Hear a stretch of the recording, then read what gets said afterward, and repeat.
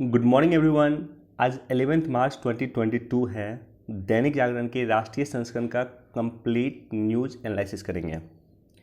कल यूपी, पंजाब, उत्तराखंड, मणिपुर और गोवा के इलेक्शन का रिजल्ट आया है। कई पेज आज डेडिकेटेड है इसी रिजल्ट को लेकर के।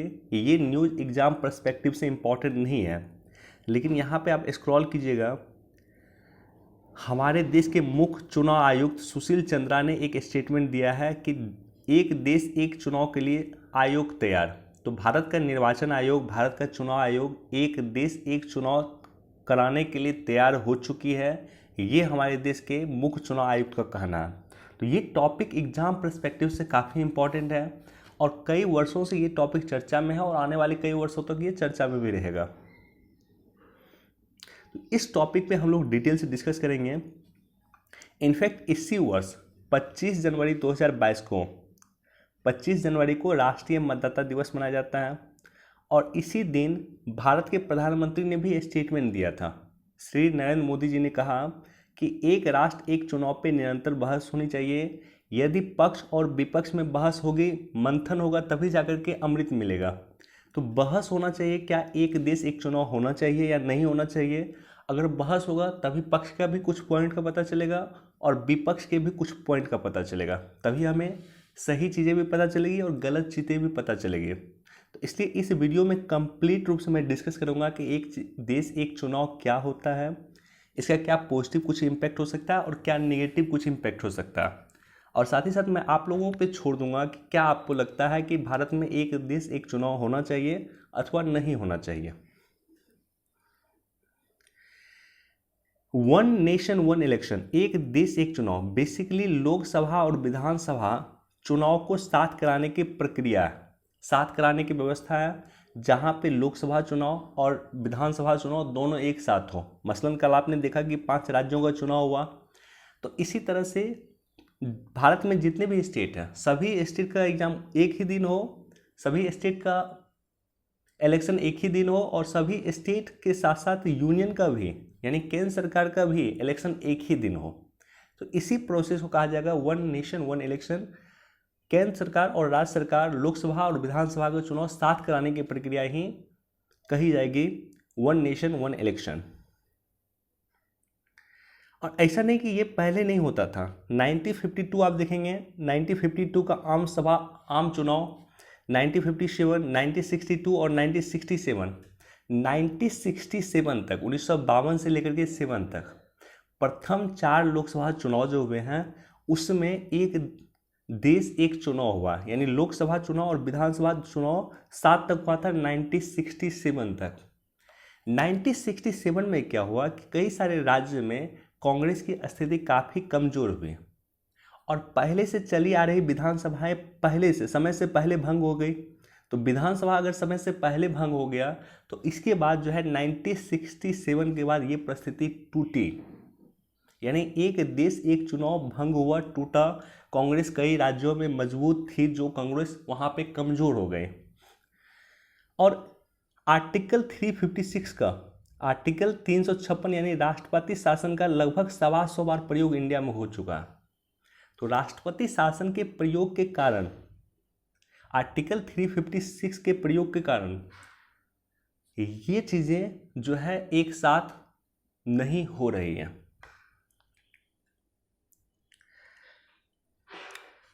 अब देखिए, सबसे पहले मैं विपक्ष में तर्क देता हूं। एक देश एक चुनाव क्यों नहीं होना चाहिए। संविधान में हमें संसदीय मॉडल प्रदान किया है जिसके तहत लोकसभा और विधानसभा 5 वर्ष के लिए चुनी जाती है, लेकिन एक साथ चुनाव कराने पे मुद्दे पे हमारा संविधान मौन है। तो एक देश एक चुनाव इसलिए नहीं होना चाहिए क्योंकि हमारे देश में संविधान में इस तरह की कोई व्यवस्था नहीं है। संविधान में इस तरह की कहीं कोई चर्चा नहीं है। संविधान में कोई प्रोविजन नहीं है कि एक देश एक चुनाव होना चाहिए। अनुच्छेद 2 के तहत संसद द्वारा किसी नए राज्य को भारतीय संघ में शामिल किया जा सकता है और अनुच्छेद 3 के द्वारा संसद कोई नया राज्य बना सकती है जहां अलग से चुनाव करवाने पड़ सकते हैं। तो आर्टिकल 2 और आर्टिकल 3 याद रखिएगा। आर्टिकल 2 में नए राज्यों को भारत में प्रवेश करवाना है, कोई नया राज्य होगा उसको इंडिया में प्रवेश करवा सकते हैं। और आर्टिकल 3 में संसद के द्वारा कोई नया राज्य बना सकता है। जैसे संसद ने तेलंगाना नाम की एक नया राज्य बनाया, तो नया राज्य बनाने का प्रोविज़न है आर्टिकल 3 में, और नए राज्य को भारत में प्रवेश कराने का प्रोविज़न है आर्टिकल 2 में। तो अगर मान लीजिए नया राज्य कोई भारत में प्रवेश करवाए या नया राज्य बनवाए, तो ऐसे कंडीशन में आपको वहाँ पे अलग से चुनाव करवाने पड़ सकते हैं। इसलिए एक देश एक चुनाव नहीं होना चाहिए। अनुच्छेद 85 के अनुसार राष्ट्रपति लोकसभा को, और अनुच्छेद 174/2 के अनुसार राज्यपाल विधानसभा को 5 वर्ष से पहले भी भंग कर सकता है। तो भारत के संविधान में ये प्रोविजन है कि राष्ट्रपति चाहे तो लोकसभा को और राज्यपाल चाहे तो विधानसभा को 5 साल से पहले भंग कर सकता है। इसलिए एक देश एक चुनाव नहीं होना चाहिए। अनुच्छेद 352 क्या है? राष्ट्रीय आपातकाल। तो राष्ट्रीय आपातकाल के तहत युद्ध, बाह्य आक्रमण व सशस्त्र विद्रोह की स्थिति में राष्ट्रीय आपातकाल लगा करके लोकसभा का कार्यकाल बढ़ाया सकता है। पहले भी ऐसा हुआ है, लोकसभा का कार्यकाल पहले भी बढ़ाया गया है राष्ट्रीय आपातकाल के दौरान। तो राष्ट्रीय आपातकाल के दौरान लोकसभा का कार्यकाल आप बढ़ा दीजिएगा, तो ऐसी कंडीशन में एक देश एक चुनाव कैसे होगा? इसी तरह से अनुच्छेद 356 का प्रयोग करके राज्यों में राष्ट्रपति शासन को लगाया जा सकता है, और ऐसी स्थिति में संबंधित राज्य के राजनीतिक समीकरण में अप्रत्याशित उलटफेर होने से वहां चुनाव की संभावना बढ़ जाती है। तो ये सारी परिस्थिति एक देश एक चुनाव करवाने के नितांत विपरीत है। राष्ट्रपति शासन हो या केंद्र में आपातकाल, ये दोनों ही परिस्थितियां एक देश एक चुनाव करवाने में सहायक नहीं है, इसके जस्ट अपोजिट है। एक देश एक चुनाव करवाने के विरोध में दूसरा तर्क यह दिया जाता है कि यह व्यवस्था संघीय ढांचे के विपरीत होगा और संसदीय लोकतंत्र के लिए घातक होगा। क्यों संसदीय लोकतंत्र के लिए घातक होगा? क्योंकि स्थानीय मुद्दा जो है, राष्ट्रीय मुद्दा जो है हावी रहेगा स्थानीय मुद्दा पे। केंद्र का आप देखते होंगे चुनाव होगा, लोकसभा का अगर आप देखते होंगे चुनाव होगा, तो लोकसभा के चुनाव के दौरान जो राष्ट्रीय मुद्दा होता है वो हावी होता है, और विधानसभा का जो चुनाव होता है उस समय में जो है लोकल मुद्दा होता है वो हावी होता है। लेकिन दोनों का अगर साथ चुनाव हो जाए, विधानसभा और लोकसभा का, तो ऐसे कंडीशन में राष्ट्रीय मुद्दा ज़्यादा हावी होगा, लोकल इशू हावी नहीं होगा, लोगों की स्थानीय समस्याएं हावी नहीं होगी, लोगों के स्थानीय समस्याओं को व्यापक लेवल पर नहीं उठाया जा सकेगा। तो इसलिए हमें एक देश एक चुनाव सही नहीं है। लोकतंत्र को जनता का शासन कहा जाता है। देश में संसदीय लोकतंत्र होने के नाते अलग अलग समय पर चुनाव होते रहते हैं और जनप्रतिनिधियों को जनता के प्रति जवाबदेह बने रहना पड़ता है। यानी एक देश एक चुनाव हुआ तो जो भी जनप्रतिनिधि है वो 5 साल में सिर्फ एक बार जनता के मुद्दों को देखेगी। लेकिन बार बार चुनाव होने से क्या होता है कि जनप्रतिनिधि जनता के मुद्दों के प्रति आकर्षित रहती है, जनता के मुद्दों को देखते रहती है। तो इसलिए आवश्यकता है एक देश एक चुनाव नहीं होने का। एक देश एक चुनाव के विरोध में 5वां तर्क यह दिया जाता है कि भारत जनसंख्या के मामले में विश्व का दूसरा सबसे बड़ा देश है, लिहाजा बड़ी आबादी और आधारभूत संरचना के अभाव में लोकसभा और राज्यों की विधानसभा में चुनाव कराना अतार्किक होगा। यानी विश्व की सबसे बड़ी जनसंख्या, दूसरे नंबर पर इंडिया है, और विश्व की सबसे बड़ी लोकतांत्रिक देश इंडिया है। तो ऐसे कंडीशन में भारत जैसे लोकतांत्रिक देश में जो इतनी बड़ी जनसंख्या है, तो वहाँ पे एक देश एक चुनाव कराना तार्किक नहीं है। तो ये जो पॉइंट मैंने कुछ रखा आपके सामने में, ये था वो पॉइंट कि एक देश एक चुनाव क्यों नहीं होना चाहिए, क्यों लोकसभा और विधानसभा का चुनाव एक साथ नहीं होना चाहिए। अब मैं कुछ पक्ष में पॉइंट रखूंगा कि एक देश एक चुनाव क्यों होना चाहिए, और उसके बाद मैं आप पे छोड़ दूंगा कि आपको क्या लगता है, आप क्या सोचते हैं, क्या आपके अनुसार एक देश एक चुनाव होना चाहिए या नहीं होना चाहिए। कमेंट सेक्शन में मुझे लिखिएगा कि आपकी इस पर क्या राय है। एक देश एक चुनाव क्यों होना चाहिए? पहला रीजन, महंगा चुनाव को रोकने में सहायक होता है। 2019 में करीब 60,000 करोड़ रुपए खर्च हुआ, तो 2019 में लगभग 60,000 करोड़ रुपए खर्च हुए थे। यूपी का इलेक्शन हुआ है, पंजाब का इलेक्शन हुआ है, इस तरह से राज्यों के जो इलेक्शन होते हैं उसमें भी हजारों करोड़ रुपए खर्च होते हैं। तो हजारों लाखों करोड़ रुपए चुनाव में खर्च होता है। इस खर्च को रोकने के लिए आवश्यकता है कि एक देश एक चुनाव होनी चाहिए। एक देश एक चुनाव के पक्ष में यह तर्क दिया जाता है कि यह विकासोन्मुखी प्रक्रिया है। अब देखिए, प्रत्येक पता चलता है कि 2 महीने में 3 महीने में प्राइम मिनिस्टर कहीं जा रहे हैं मीटिंग में, हमारे देश के केंद्रीय मंत्री कहीं जो जा रहे हैं जनसभा करने के लिए, तो ऐसी कंडीशन में बार बार उनको जनसभा करना पड़ता है, बार बार जाकर के जो है राज्य में वो बिजी रहते हैं, राज्य चुनाव में वो बिजी रहते हैं। तो ऐसे कंडीशन में विकास उन्मुखी कार्य पे उनका ध्यान कम रहता है। यानी अगर एक देश एक चुनाव होगा तो उसका सारा का सारा ध्यान, उनकी सारी की सारी सोच, उनकी सारी की सारी कल्पनाएं, उनकी सारी की सारी ऊर्जा वो किस पे लगेगी? एक देश कामों पे लगेगी, कार्य पे लगेगी, विकास उन्मुखी कार्यों पे लगेगी। तो आवश्यकता है कि एक देश एक चुनाव होना चाहिए, क्योंकि ऐसे कंडीशन में विकास उन्मुखी कार्य और उनके विचार पे जो है प्राइम मिनिस्टर हो या मंत्री हो या कोई भी हो, वो लगातार अपने कार्यों पे बिजी रहेंगे, जनता के कामों में लगे रहेंगे। लगातार चुनाव के कारण देश में बार बार आचार संहिता लगता है और यही कारण है कि सरकार आवश्यक नीतिगत निर्णय नहीं ले पाती है, विभिन्न योजनाओं को लागू करने में समस्या आती है, जिसके कारण कार्य प्रभावित होता है। तो मान लीजिए अगर कहीं चुनाव होता है, यूपी में चुनाव हुआ या बिहार में चुनाव हुआ, तो ऐसे कंडीशन में वहाँ पे आचार संहिता लग जाएगा और जैसे ही आचार संहिता लग जाएगी, सरकार कोई भी नीतिगत निर्णय नहीं ले सकती, बड़ा निर्णय सरकार कोई भी नहीं ले सकती है। तो इससे क्या होगा कि विकास के कामों में प्रभावित होती है। तो इसलिए एक देश एक चुनाव होना चाहिए, क्योंकि सरकार के पास समय रहेगा, सरकार आराम से नीतिगत निर्णय ले सकती है और विकास के कामों को सरकार कंटिन्यू कर सकती है। एक देश एक चुनाव के पक्ष में दिए जाने वाले तीसरा तर्क यह है कि इसमें काले धन और भ्रष्टाचार पर रोक लगने में मदद मिलेगा। तो चुनाव में जो खर्च होता है, जो चुनाव आयोग हमें बताता है कि चुनाव में इतना खर्च हुआ, वो वास्तविक खर्च का 10% भी नहीं होता। वास्तविक खर्च काफ़ी ज़्यादा होता है और काफ़ी ज़्यादा जो वास्तविक खर्च होता है उसमें काले धन और भ्रष्टाचार दोनों को बढ़ावा मिलता है। तो इसलिए अगर एक देश एक चुनाव होगा, एक ही बार चुनाव होगा लोकसभा और विधानसभा का, तो उससे क्या होगा? काले धन और भ्रष्टाचार दोनों पर रोक लगेगा। यह किसी से छिपा नहीं हुआ है कि चुनावों के दौरान राजनीतिक दल और प्रत्याशियों द्वारा काले धन का खुल के इस्तेमाल किया जाता है।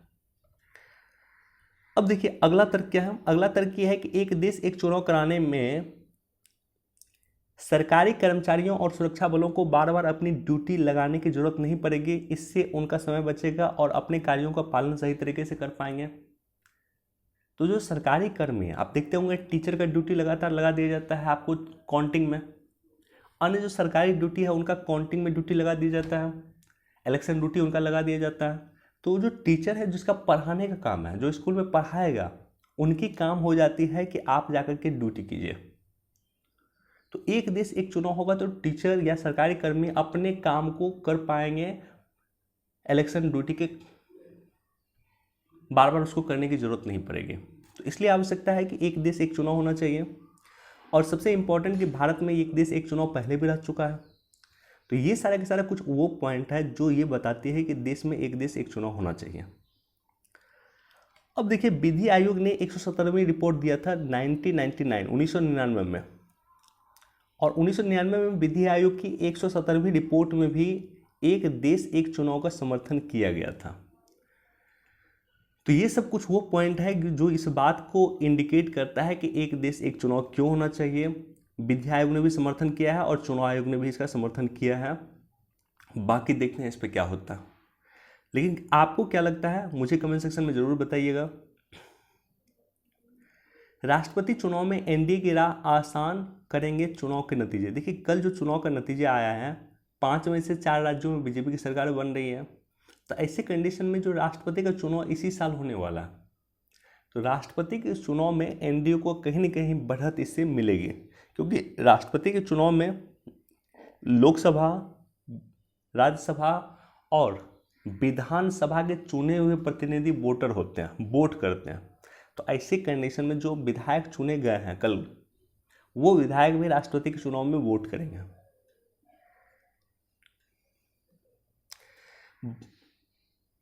अब देखिए, एक पूरा पेज डेडिकेटेड है जनादेश को लेकर के ये इम्पोर्टेंट नहीं है, पढ़ने की आवश्यकता नहीं है। इसी तरह से ये पेज भी आपको उसी पर डेडिकेटेड है।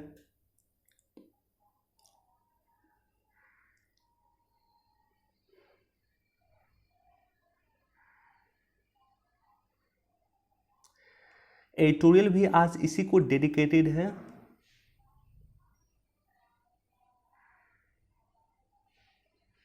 हाँ, ये न्यूज़ इंपॉर्टेंट है, ये दोनों न्यूज़ इंपॉर्टेंट है।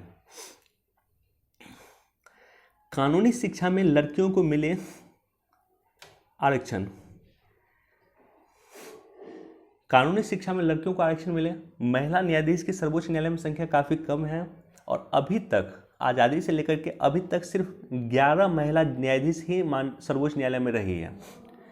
जस्टिस नागरत्ना हाल में ही सर्वोच्च न्यायालय की महिला न्यायाधीश बनी है। तो जस्टिस नागरत्ना 2027 में भारत की पहली सर्वोच्च न्यायालय की महिला चीफ जस्टिस ऑफ इंडिया बन सकती है। जस्टिस नागरत्ना देश की पहली सर्वोच्च न्यायालय की चीफ जस्टिस ऑफ इंडिया बन सकती है और वो भी 2027 में।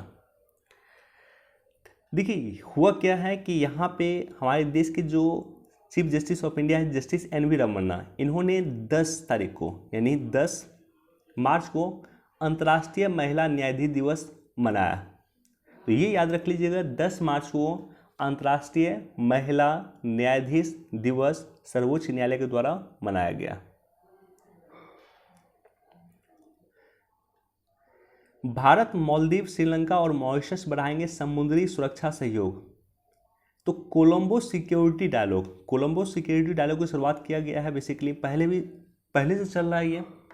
इसमें कुछ नए नए देशों को अब शामिल किया गया और ये जो सिक्योरिटी डायलॉग है बेसिकली ये भारत, श्रीलंका और मालदीव के बीच में था। अब इसमें क्या है कि मेडागास्कर को भी शामिल किया गया है और साथ ही साथ बांग्लादेश को भी और सेशल्स को भी वहाँ पे पर्यवेक्षक के रूप में शामिल किया गया। तो पहले जो कोलंबो सिक्योरिटी डायलॉग भारत, श्रीलंका और मालदीव के बीच में था, अब इसमें बांग्लादेश और सेशल्स को पर्यवेक्षक के रूप में शामिल किया गया है और साथ ही साथ मेडागास्कर को भी इसमें शामिल किया गया। तो बेसिकली समुद्री कोऑपरेशन को बढ़ाने के लिए ये संगठन की आवश्यकता है और ये जो सिक्योरिटी डायलॉग है, कोलंबो सिक्योरिटी डायलॉग है, इसकी शुरुआत किया गया। इसको बेसिकली आप लोग पढ़ लीजिएगा। लोकेशन मैं आपको दिखा देता हूँ।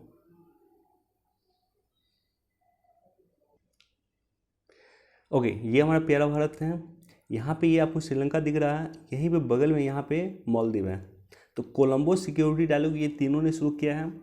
अब इसमें यहाँ पे बांग्लादेश है, बांग्लादेश को शामिल किया जा रहा है और साथ ही साथ यहाँ पे नीचे आपको दिखेगा एक तो सेशल्स आपको दिख रहा है। यहाँ पे सेशल्स द्वीप है, इसको शामिल किया जा रहा है और साथ ही साथ यहाँ पे मॉरिशस है, इसको शामिल किया जा रहा है। और ये जो रीयूनियन आइलैंड है ये भी काफ़ी इंपॉर्टेंट है। रीयूनियन आइलैंड बेसिकली फ्रांस का है। तो ये जो आइलैंड है ये फ्रांस का आइलैंड है। तो इन देशों को शामिल किया जा रहा है कोलंबो सिक्योरिटी डायलॉग में।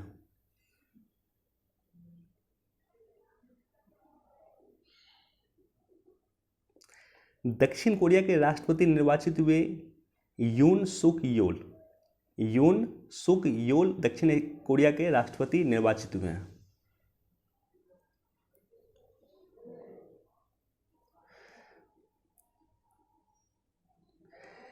पेंटागन ने सांसदों को रूस को लेकर के भारत का रुख साफ किया। देखिए पेंटागन के जो सांसद हैं या अमेरिका के जो सांसद हैं बेसिकली वो भी कहीं ना कहीं इस बात को समझ रहे हैं कि भारत अपनी रक्षा जरूरत का 60% आयात करता है रूस से। तो ऐसे कंडीशन में रूस से कट जाना भारत के लिए पॉसिबल नहीं है और इसी की चर्चा कहीं ना कहीं पेंटागन में हो रही है, अमेरिका के सांसदों की हो रही है। वो लोग इस बात की चर्चा कर रहे हैं। चलिए वीडियो देखने के लिए आप सभी का धन्यवाद। Thank you so much. Please do like, share and subscribe. Thank you.